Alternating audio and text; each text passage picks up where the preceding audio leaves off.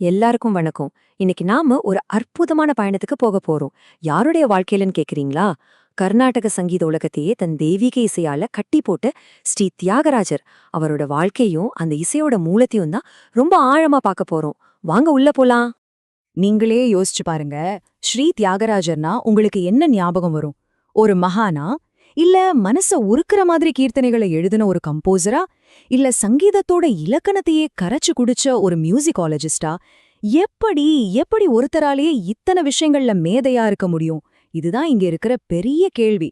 இந்த கேள்விக்கு பதில தேடிதான் நம்மளுடைய இந்த பயணம் இருக்க போகுது. சரி, அப்போ அவருடைய கதை எங்கிருந்து ஆரம்பிக்குது? வாங்க, அவரோட பயணத்தோட முதல் அத்தியாயத்திலிருந்து ஆரம்பிக்கலாம். இந்த முதல் பகுதியில நாம முழுக்க முழுக்க அவரோட பிறப்பு, குடும்ப பின்னணி, அப்புறம் ரொம்ப முக்கியமா அவரோட சின்ன வயசுலயே மனசுல விழுந்த அந்த ஆன்மீக விதை, அத பத்தி தான் பார்க்க போறோம். அவரோட இசைக்கு அடித்தளம் எங்க விழுந்தது தெரியுமா? அது ஒரு சுவாரஸ்யமான கதை. ஆந்திராவோட பாரம்பரியமும் தஞ்சாவூரோட கலாச்சாரமும் ஒன்னு சேர்ந்த ஒரு அற்புதமான இடத்துல தான் அது நடந்துச்சு. வாங்க, அத பத்தி முதல்ல பாப்போம். இங்க பாருங்க, 1767ல திருவாரூர்ல தான் தியாகராஜர் பிறக்கிறார். ஆனா அவங்களோட பூர்வீகம் ஆந்திராவுல இருக்கிற காகர்லாங்கிற கிராமம். அங்கிருந்து அவங்க குடும்பம் காவிரியோரம் இருக்கிற திருவையாருக்கு வராங்க. திருவையாறு அப்போ ஒரு பெரிய கல்ச்சுரல் ஹப். சோ ஒரு பக்கம் ஆந்திரா பாரம்பரியம், இன்னொரு பக்கம் தஞ்சாவூர் மண்ணு. இந்த ரெண்டும் சேர்ந்த கலவைதான் தியாகராஜர். அதுதான் அவரோட தனித்துவமே. அவரோட குடும்ப பின்னணிய இன்னும் கொஞ்சம் சரியா புரிஞ்சுக்கலாம். அவரு பாரத்வாஜ கோத்திரத்தை சேர்ந்தவர். தெலுங்கு வைதிகி முழுகநாடு பிராமண சமூகத்தைச் சேர்ந்தவர். அவங்க பின்பற்றினது ஸ்மார்த்த சம்பிரதாயம். ஸ்மார்த்தம்னா என்னன்னு கேட்டீங்கன்னா, சிம்பிளா சொல்லணும்னா, சிவபெருமானா இருக்கட்டும், விஷ்ணுவா இருக்கட்டும், இறைவனோட எல்லா வடிவங்களையும் ஒன்னா பார்த்து வழிபடுற ஒரு முறை. இது ரொம்ப முக்கியமான ஒரு விஷயம். ஒருத்தரோட வாழ்க்கையில அவங்க அப்பாவுக்கு ஒரு பெரிய பங்கு இருக்கும் இல்லையா? தியாகராஜரோட வாழ்க்கையில அவரோட தந்தை காகர்லா ராமபிரம்மம் ஒரு மிகப்பெரிய தூண். தியாகராஜரோட ஆன்மீகத்துக்கும் சரி, அறிவுக்கும் சரி ஒரு அசைக்க முடியாத அடித்தளத்தை போட்டதே அவர்தான். அவரோட அப்பா சாதாரண ஆள் இல்ல. தஞ்சாவூர் ராஜாவோட சபையில அவருக்கு ஒரு பெரிய பட்டம் இருந்துச்சு. ராமாயண பிரசங்க நிபுணர். அப்படின்னா என்ன தெரியுமா? ராமாயணத்தை பத்தி சொற்பொழிவு ஆற்றுவதிலும் அதை விளக்குவதிலும் ஒரு எக்ஸ்பர்ட். யோசிச்சு பாருங்க, இப்படி ஒரு அப்பா இருந்தா அந்த வீட்ல எப்பவும் ராமாயணமும் ராமநாமமும் தானே ஒழிச்சுக்கிட்டே இருந்திருக்கும். தியாகராஜர் அப்படியான ஒரு சூழல்ல தான் வளர்றார். இப்ப ரொம்ப முக்கியமான ஒரு விஷயத்துக்கு வரும். அதுதான் ராமதாரக மந்திரம். பக்தி மார்க்கத்துல நாம ஜபம் பண்றதுக்கு ஒரு பெரிய சக்தி இருக்குன்னு சொல்லுவாங்க. அந்த வகையில இந்த ராமதாரக மந்திரம்ங்கிறது வெறும் ஒரு பேர் கிடையாது. அது ஒரு பவர்ஃபுல் டூல். இந்த வாழ்க்கைங்கிற பெரிய கடலை, அதாவது சம்சார சாகரத்தை தாண்டி போறதுக்கு உதவுற ஒரு படகு மாதிரி இந்த மந்திரம். சரி, இந்த சக்தி வாய்ந்த மந்திரம் தியாகராஜருக்கு எப்படி கிடைச்சது? அது ஒரு குரு பரம்பரை மூலமா வந்திருக்கு. மருதநல்லூர் சத்குருக்கள் கிட்ட இருந்து அவரோட அப்பா ராமபிரம்மத்துக்கு கிடைக்குது. அப்பா கிட்ட இருந்து ஒரு குடும்ப பொக்கிஷம் மாதிரி தியாகராஜருக்கு வந்து சேருது. இது ஒரு புனிதமான தொடர்ச்சி. இப்போ இந்த பேக்ரவுண்ட் எல்லாம் மனசுல வச்சுக்குங்க. இப்படி ஒரு ஆன்மீக அடித்தளத்தோட தியாகராஜரோட குழந்தை பருவம் இப்படி இருந்திருக்கும். அது வெறும் படிப்பு விளையாட்டுன்னு இல்ல, அவரோட ஒவ்வொரு நாளும் படிப்பு, பக்தி, இசை, இது மூணும் சேர்ந்த ஒரு கலவையாதான் இருந்துச்சு. அவருக்கு கிடைச்ச கல்வி ரொம்ப விசேஷமானது. வெளியில எங்கேயும் போகல, அப்பா கிட்டேதான் எல்லாத்தையும் கத்துக்கிட்டார். சம்ஸ்கிருதம், தெலுங்கு 2 மொழியிலயும் நல்ல தேர்ச்சி. அது மட்டும் அல்ல, வால்மீகி ராமாயணம், பாகவதம்னு முக்கியமான சாஸ்திரங்கள் எல்லாத்தையும் ஆழமா படிச்சிருக்கார். அவரோட டெய்லி ரொட்டீன் என்ன தெரியுமா?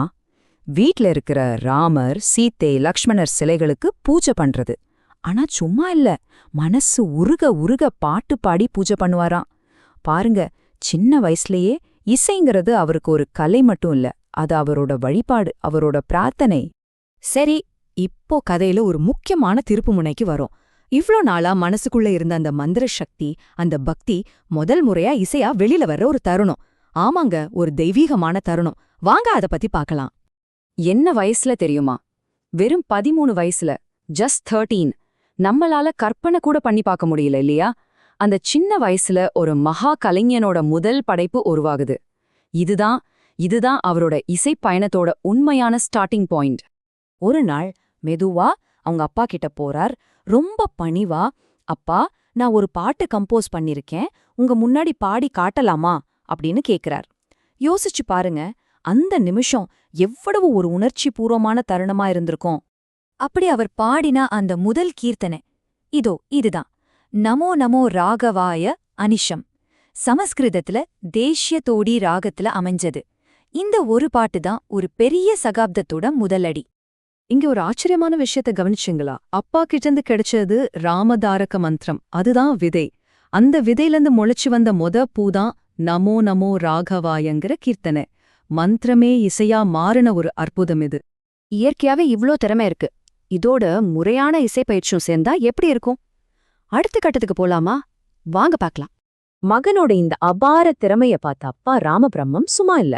அப்போ தஞ்சாவூர் சமஸ்தானத்தோட ஆஸ்தான வித்வானா இருந்த சொண்டி வெங்கடரமணையா, ஒரு பெரிய மேதை அவர்கிட்ட தம் மகனை இசை கத்துக்கிறதுக்காக அனுப்பி வைக்கிறார். அந்த முறையான ட்ரெய்னிங் தியாகராஜரோட இசைக்கு ஒரு ஸ்ட்ராங்கான ஃபவுண்டேஷனை கொடுக்குது.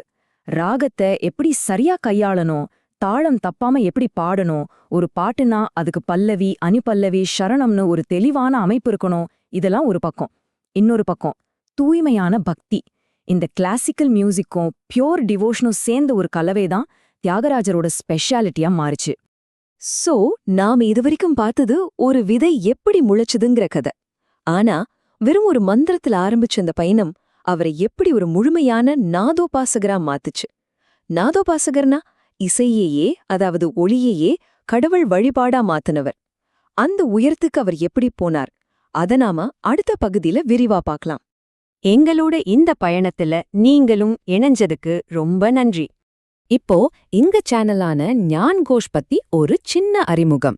ஞான் கோஷ் ஒரு பன்மொழி ஆன்மீக சேனல்.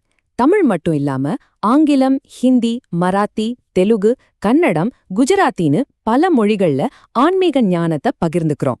இன்னும் நிறைய மொழிகள் வர இருக்கு. எங்க நோக்கம் ஒன்னே ஒண்ணுதான், சனாதன தர்மத்தோட பொக்கிஷங்களை ரொம்ப எளிமையா, தெளிவா, அர்த்தத்தோட உங்ககிட்ட கொண்டு வந்து சேர்க்கணும். எங்க சேனல்ல நீங்க ஸ்ரீமத் பாகவதம், பகவத்கீதை, லலிதா சஹஸ்ரநாமம், தேவத்தின் குரல், நாராயணியம்னு பல விஷயங்களை பத்தின விளக்கங்களை தினமும் பார்க்கலாம்.